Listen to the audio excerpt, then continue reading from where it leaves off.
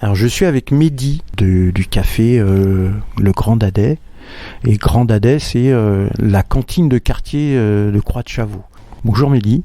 Salut Franck, comment tu vas ? Ça va bien. Donc on est dans ce petit lieu sympathique, familial. Moi je voudrais savoir depuis quand tu es à Montreuil et comment tu as eu l'idée de faire ça. Je suis habitant de Montreuil depuis une quinzaine d'années maintenant. Et en fait, le projet n'est pas arrivé tout de suite. Il est plutôt arrivé en 2020-2021, pendant le confinement. Parce que j'ai une formation de pâtisserie que j'ai obtenue en 2019 suite à une reconversion professionnelle. Et en fait, pendant le confinement, vu que j'étais autorisé à travailler, je me suis mis en auto-entrepreneur. Et c'est là l'idée en fait du projet Grand Dadais. Et à travers les discussions que j'avais avec les Montreuillois et les Montreuilloises lorsque je faisais des livraisons de gâteaux, que l'idée a germé. Au départ, je voulais plutôt une épicerie fine de quartier qui faisait aussi cantine. Mais on a complètement viré de bord et maintenant on a créé un café cantine de quartier salon de thé à Croix-de-Chavaux. Ouais, moi je me souviens, les publications sur Instagram, sur Facebook, des gâteaux, les gens qui likaient, qui faisaient plein de commentaires, c'était assez impressionnant.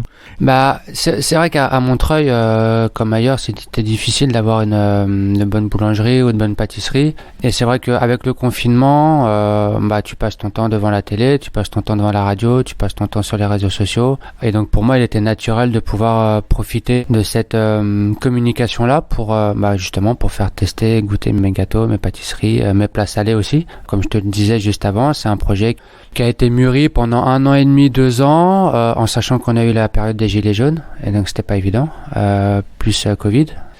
Donc voilà, donc ça a été beaucoup de réflexion, beaucoup de nervosité aussi, parce que tu quittes un travail avec un CDI et un salaire, tu passes une reconversion professionnelle, tu quittes tout pour démarrer à zéro. Je suis père de famille, donc quand ça s'est passé, j'ai eu mon premier enfant, donc tu penses aussi à lui. Tout plein de paramètres qui font que c'est pas si facile que ça de créer une entreprise. Et voilà, maintenant c'est fait. Tu parlais d'une reconversion professionnelle. Pourquoi avoir choisi la pâtisserie ? Comme la majorité des gens, papa et maman te donnent le goût de la cuisine.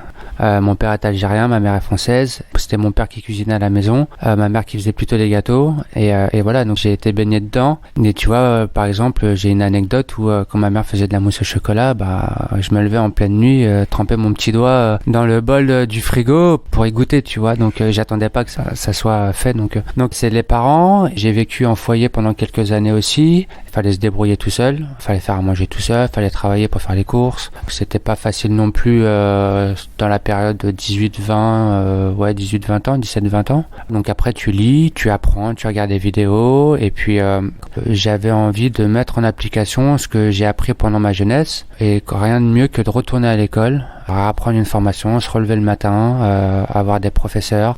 Et voilà, et donc 2019, CAP de pâtisserie, gilet jaune, Covid qui arrive à ce moment-là. Donc très difficile d'aller à l'école, très difficile d'aller en stage et après au travail. Et puis voilà, comme je te le disais, quand je me suis mis en auto-entrepreneur, les gens étaient contents de voir ce que je faisais.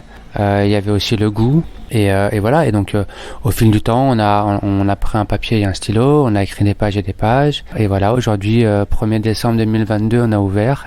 Alors, moi je me souviens d'avoir suivi là, sur Instagram l'arrivée dans ce lieu, 3 rue Édouard Vaillant à Montreuil, sur la Croix-de-Chavaux, juste en face du théâtre de la Girandole, qu'on connaît bien sur Radio Ems. Donc ça, c'était beaucoup suivi sur les réseaux sociaux, ceux qui te suivaient déjà avec tes gâteaux. Comment ça s'est passé déjà, obtenir ce lieu, la construction de cette cantine de quartier ? Alors bizarrement, je vais aller à l'encontre de tout ce qui se fait habituellement. Finalement, c'est passé très vite. Par hasard, tu vois, je suis sur SoLoger, puis je regarde les locaux commerciaux et je tombe sur celui-là. Et du coup, coup de cœur direct. Donc j'appelle l'agent immobilier, on se met d'accord, on prend un rendez-vous, on en discute. Je mets un peu la pression, je lui dis non, le local il est pour moi, il est pour personne d'autre. Et en fait, les vacances arrivent, donc mai, juin, juillet, août. Sauf que je partais de zéro, donc j'avais rien. Tu vois, j'avais pas de business plan, j'avais pas de crédit bancaire. J'avais juste moi, mon carnet et mon stylo, où j'avais tout écrit. Et l'ambition de le faire. Ah oui, l'ambition et l'envie de le faire, puisque quand tu appelles l'agent immobilier et que tu dis que tu veux ce local-là, il faut y aller, quoi. Faut pas revenir en arrière, ça sert à rien. Sinon, t'es pas crédible, tu vois. Je fais le business plan. Alors ma femme est contrôleuse de gestion, donc ça facilite aussi les choses. Faut pas se leurrer. La CCI nous dit ok, on vous accompagne. Et ok. Sauf qu'en fait, On est en juin. Donc juin, juillet, août, les gens sont en vacances. Les bureaux administratifs sont moins occupés. Et puis on sortait du confinement et du port du masque obligatoire, etc. Donc en fait, c'était très difficile d'avoir des rendez-vous à physique. Il y avait encore les rendez-vous en distanciel, en visio sur Teams et autres. Et donc je présente le projet chez Initiative France. Je pars en vacances. L'agent immobilier qui me met la pression parce que forcément le propriétaire, il veut vendre son bien, et ce qui est normal.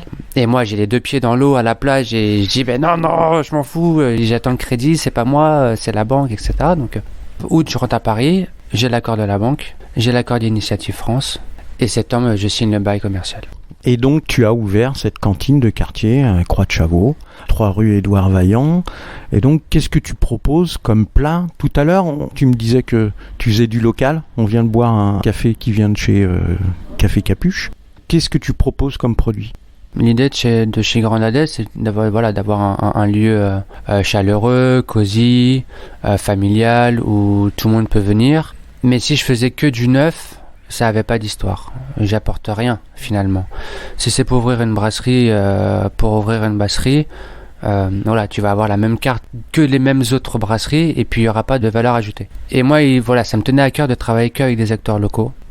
Tu vois, on parlait de Café Capuche, qui sont 2 femmes montreuilloises formidables et qui font de la torréfaction de café. Donc voilà, tu vois, l'idée après a germé. On voulait du local, on voulait du circuit court. On veut pas de Rungis, on veut pas de métro, on veut pas d'autres fournisseurs comme ces 2-là que je viens de citer.